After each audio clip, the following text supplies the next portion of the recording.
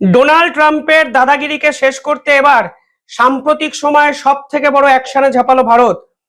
কালকে একটি ছবি সামাজিক মাধ্যমে এসেছিল, সেখানে দেখা যায় মার্কিন রাষ্ট্রদূত সার্জিও গোর ভারতের রিজার্ভ ব্যাংকের গভর্নরের সঙ্গে একটি মিটিং করেছেন।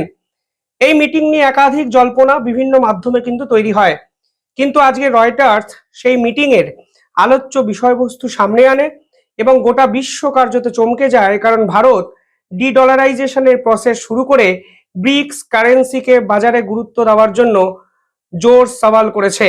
এবং 2026-এর ব্রিক্স সামিট যেটা ভারত অর্গানাইজ করবে, সেখানে ভারতের প্রধানমন্ত্রী নরেন্দ্র মোদী স্বয়ং ব্রিক্স কারেন্সি বাজারে কিভাবে আরো ভ্যালুয়েবল হয়ে যায় তার জন্য একটি রূপরেখা প্রস্তাব করবেন গোটা বিশ্বের সামনে।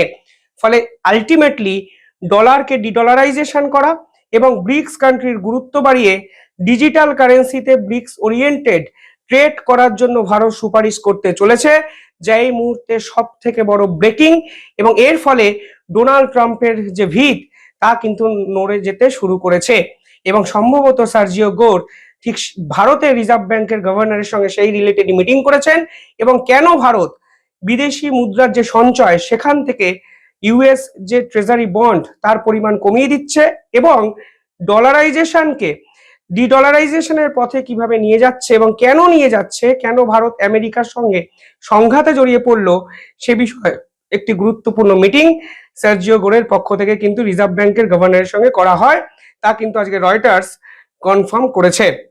এবার পুরো বিষয়টি কি আমি সহজ ভাষায় আপনাদের বোঝানোর চেষ্টা করছি এবং কেন এই প্রসেসটি হলে ভারত চালকের আসনে যাবে এবং ডোনাল্ড ট্রাম্পের দাদাগিরি, যা ডলার কেন্দ্রিক দাদাগিরি বলা চলে, তা কিন্তু অনেকটা ধাক্কা খাবে। এবং আপনারা বুঝতে পারছেন সাম্প্রতিক সময় যে ঘটনাগুলো ঘটছে সেখান থেকে যে ডোনাল্ড ট্রাম্পের বিপক্ষে গোটা বিশ্ব কিন্তু একজোট হতে শুরু করেছে। একদিকে ইউরোপীয় ইউনিয়ন, সেখানে 27টি রাষ্ট্র, অন্যদিকে চীন, এসসিও সামিটের একাধিক রাষ্ট্র, রাশিয়া, ভারত এবং এখন ব্রিক্স কান্ট্রিগুলো। ফলে পরিষ্কার বোঝা যাচ্ছে গোটা বিশ্ব কিভাবে আমেরিকার এই দাদাগিরিকে শেষ করার জন্য উঠে পড়ে লেগেছে। ফলে ডোনাল্ড ট্রাম্প যেভাবে আনপ্রেডিক্টেবিলিটি আন্তর্জাতিক স্তরে আমদানি করেছেন, সেই আনপ্রেডিক্টেবিলিটি যে তাকে একটু একটু করে শেষ করছে এবং খাদের কিনারায় নিয়ে যাচ্ছে, তা হয়তো তিনি বুঝতে পারছেন। যে তথ্য সামনে এসছে সেখানে বলা হচ্ছে আরবিআই এর পক্ষ থেকে সরাসরি প্রস্তাব দেওয়া হয়েছে সরকারকে, যেন ব্রিক্স দেশের সমস্ত কারেন্সির মধ্যে একটা লিঙ্ক আপ তৈরি করা যায় এবং এবার থেকে ব্রিক্স কান্ট্রিগুলো যখন একে অপরের সঙ্গে ব্যবসা করবে তখন যেন ডিজিটালি পেমেন্ট করা যায়, সেই চেষ্টা কিন্তু করা হচ্ছে রিজার্ভ ব্যাংকের পক্ষ থেকে।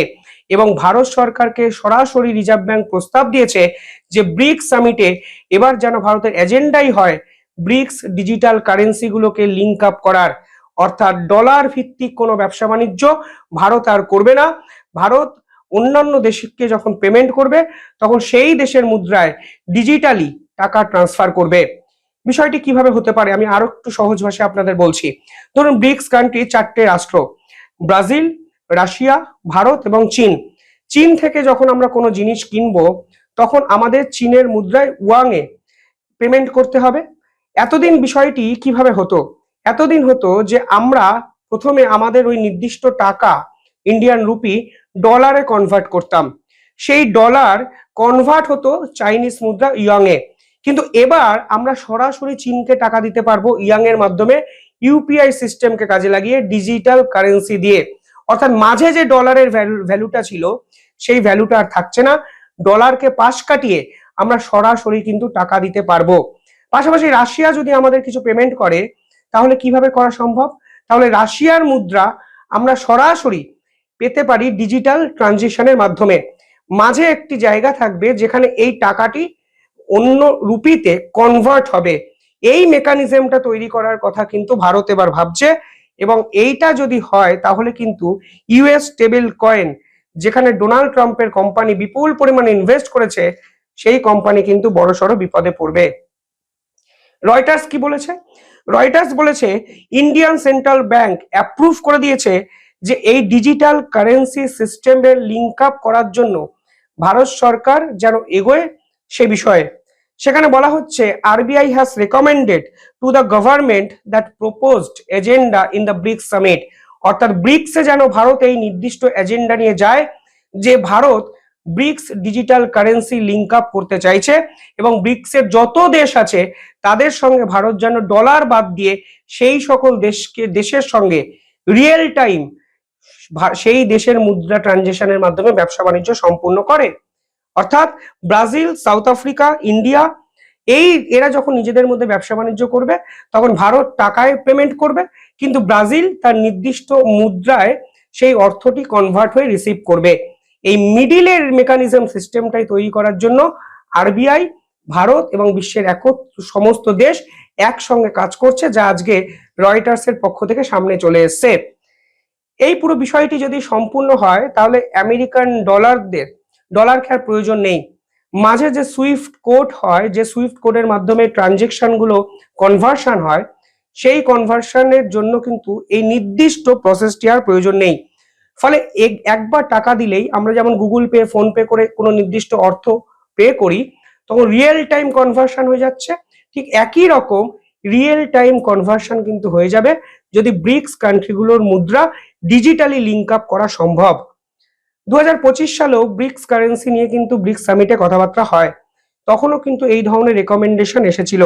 কিন্তু এবার এই পুরো বিষয়টিকে বাস্তবের মাটিতে কিভাবে রূপান্তর করা যায় তার জন্য ভারত কিন্তু উঠে পড়ে লাগলো এবং এর জন্য টেকনোলজিক্যাল যে প্রয়োগ সেইটাকে ডেভেলপ করা হচ্ছে, পাশাপাশি গভর্নমেন্ট রুল সেটাকে সুন্দরভাবে সাজানো হচ্ছে এবং মেকানিজম ট্রেড ইমব্যালেন্সকে মেনটেন করার জন্য যা প্রয়োজন সে বিষয়েও কিন্তু কাজকর্ম করা হচ্ছে। অর্থাৎ আমেরিকা স্টেবল কয়েন, যেটা আমেরিকা ভেবেছিল যেটাই ভবিষ্যৎ ডিজিটাল কারেন্সির, তার পাল্টা ব্রিক্স বাজারে সিবিডিসি কারেন্সি নিয়ে এলো, যে কারেন্সি কিন্তু অনেক বেশি সেফ অল্টারনেটিভ হিসাবে কাজ করবে। একই সঙ্গে এই কারেন্সি ফাস্টার, চিপার এবং ক্রস বর্ডার ট্রেডের জন্য অত্যন্ত ইউজফুল হতে পারে। এবং এই পেমেন্ট সিস্টেম কিভাবে সাহায্য করতে পারে? দেখুন, এই পেমেন্ট সিস্টেমে আমেরিকার কোনো ভ্যালু থাকবে না। ফলে আপনি বিশ্বের ব্রিক্স কারেন্সির সদস্যভুক্ত যে কোনো দেশের সঙ্গে কাজ করলে আপনি কি করছেন, একটি দেশের পক্ষ থেকে অন্য দেশে টাকা ট্রান্সফার করে দিচ্ছেন। ফলে মিডিল ম্যান আমেরিকার কিন্তু আর কোনো ভ্যালু নেই এবং এই পুরো বিষয়টি কিন্তু উইথিন এ সেকেন্ড কমপ্লিট হয়ে যাচ্ছে এবং ট্রানজেকশন কস্টও কিন্তু অনেকটা কমে যাচ্ছে, কারণ আপনি থার্ড পার্টির ব্যবহারটি করলেন না এবং এর ফলে ব্রিক্স ইকোনমিক্যাল যে ভ্যালু তার কিন্তু ভ্যালুটি বাড়বে এবং ট্রেডও কিন্তু অনেক বেশি স্মুথলি হতে পারবে, কারণ আমরা এবার থেকে ইউএস ডলারের উপর ডিপেন্ডেন্সি অনেকটা কমিয়ে ফেলবো। পাশাপাশি আমেরিকার কথায় কথায় দাদাগিরি এই ডলারের জন্যই তো, ফলে এই ডলার ট্রানজেকশনের জন্য তারা স্যাংশন লাগিয়ে দেয়। গোটা বিশ্বের বিভিন্ন দেশের বিভিন্ন কোম্পানির উপর তারা খুব সহজে স্যাংশন লাগিয়ে দেয়, কারণ তারা জানে যদি এই স্যাংশন তারা লাগিয়ে দিতে পারে তাহলে লেনদেনটাই বন্ধ হয়ে যাবে, কারণ গোটা বিশ্ব কার্যত ডলারে লেনদেন করে। ফলে ব্রিক্স যদি অল্টারনেটিভ এই কারেন্সিকে পপুলার করতে পারে তাহলে ডলারের লেনদেনটা সম্পূর্ণভাবে বন্ধ হয়ে যাবে। ফলে আমেরিকা কথায় কথায় স্যাংশন লাগাবো এই রকম দাদাগিরিও কিন্তু আর করতে পারবে না, যেটা কিন্তু আমেরিকার জন্য বড় জিওপলিটিক্যাল ধাক্কা। পাশাপাশি নতুন ফিনান্সিয়াল সিস্টেমে এবার থেকে কোনো এক্সটার্নাল রেস্ট্রিকশনের ভয় থাকবে না, যে আমি ইচ্ছা হলো আপনাদের জাহাজকে আটকে দিলাম, আপনাদের ডলার বেস সিস্টেমকে ক্যান্সেল করে দিলাম, ইচ্ছা হলো আপনি তেল কেন এই দেশ থেকে কিনছেন এই প্রশ্ন তুলে আপনার ইন্স্যুরেন্স বাতিল করে দিলাম, শিপিং রুটের পেমেন্ট গেটওয়ে অফ করে দিলাম। ফলে এই যে এক্সটার্নাল প্রেসার, এটা কিন্তু আর ব্রিক্স কারেন্সির ওরিয়েন্টেড যে সকল দেশ সদস্য হবে তাদের মধ্যে কিন্তু আর কখনোই থাকবে না এবং ট্রেড সেটেলমেন্ট প্ল্যাটফর্ম হিসাবেও আমরা কিন্তু নতুন একটা ডেস্টিনেশন খুঁজে পাবো। আর এই মুহূর্তে ডলারের ভ্যালুটা এত কেন বেশি ভাবুন, বিশ্বের সমস্ত দেশ ডলার ডলার ডলার, অর্থাৎ ডলারের এই যে প্রচার, ডলারের যে ব্যবহার, ডলারের যে প্রয়োগ, তা বিশ্বের সমস্ত দেশে আমেরিকা কিন্তু ছড়িয়ে দিয়েছে। কিন্তু এই অল্টারনেটিভ সিস্টেম ডিডলারাইজেশনের প্রথম প্রসেস হচ্ছে, কারণ অন্তত ব্রিক্স সদস্যভুক্ত যে রাষ্ট্রগুলো আছে তারা যখন এই সিস্টেমকে ব্যবহার করবে, অটোমেটিকলি গোটা বিশ্বের 15টা দেশ ডলারকে দূরে সরিয়ে রাখলো। এই 15টা দেশকে দেখে আরো 15টা দেশ আসবে এবং আলটিমেটলি এই ব্রিক্স সিস্টেমই পৃথিবীর শেষ কথা হতে চলেছে। তা কিন্তু আরবিআই গভর্নর বুঝেছেন বলেই ভারতকে অফিসিয়াল এজেন্ডায় এই পুরো বিষয়টি প্রস্তাব করতে বলেছেন। এবার ডোনাল্ড ট্রাম্প কেন বিষয়টি মেনে নিতে পারছেন না? কারণ ডলারের এই মুহূর্তে সব থেকে বড় এফেক্ট হলো নেটওয়ার্কিং এ। অর্থাৎ বিশ্বের সমস্ত বড় দেশই ডলার ট্রানজিকশন সিস্টেমে বিশ্বাস করে। এবার এই নেটওয়ার্কটি অটোমেটিকলি এতটা স্ট্রং হয়ে গেছে, ফলে আপনি এটাকে বাইপাস করতে পারবেন না, কারণ আপনার কাছে অল্টারনেটিভ নেই। আপনি চাইলেই অন্য কিছু ব্যবহার করতে পারবেন না, ফলে ডলার অটোমেটিকলি শক্তিশালী হয়ে গেল অপ্রতিদ্বন্দ্বী ভাবে। ফলে অপ্রতিদ্বন্দ্বিতায় অপ্রতিরোধ্য হয়ে উঠেছে ডলার। এবার এই নেটওয়ার্ক চেনটি তো সম্পূর্ণভাবে ভেঙে যাচ্ছে, কারণ ব্রিক্স এর বাকি মানে দেশগুলো এই ডলার নেটওয়ার্ক থেকে বেরিয়ে যাচ্ছে। ফলে অটোমেটিকলি ডলারের ভ্যালুটা কিন্তু কমে গেল এবং সেটেলমেন্ট সিস্টেম ডলার নির্ভরতা কিন্তু কমিয়ে ফেললো।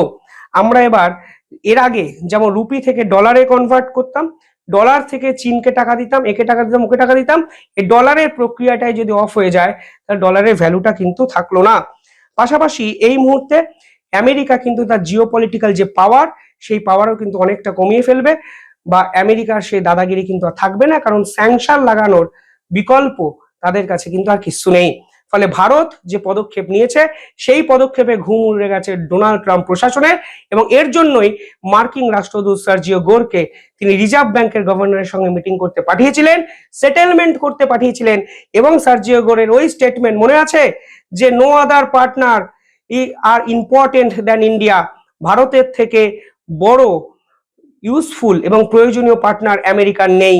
কেন এই স্টেটমেন্টটি বলেছিলেন? কারণ ভারত যে প্রক্রিয়া শুরু করে দিয়েছে সাইলেন্টলি, তা যদি ভারত বাস্তবের মাটিতে রূপান্তর করতে পারে তাহলে ডলার সিস্টেম তাসের ঘরের মতো ভেঙে পড়বে। তার জন্য এখন আমেরিকা গুটি গুটি পায়ে ভারতের দিকে আসতে চাইছেন। ভারত কি করবে? ব্রিক্স সামিট ইন্টারেস্টিং অনেক ঘটনা নিয়ে আসবে। দেখতে থাকুন দ্য ইন্ডিপেন্ডেন্ট বেঙ্গল, আমি নিয়ে আসবো আপনাদের সামনে পরবর্তী আপডেট। ধন্যবাদ।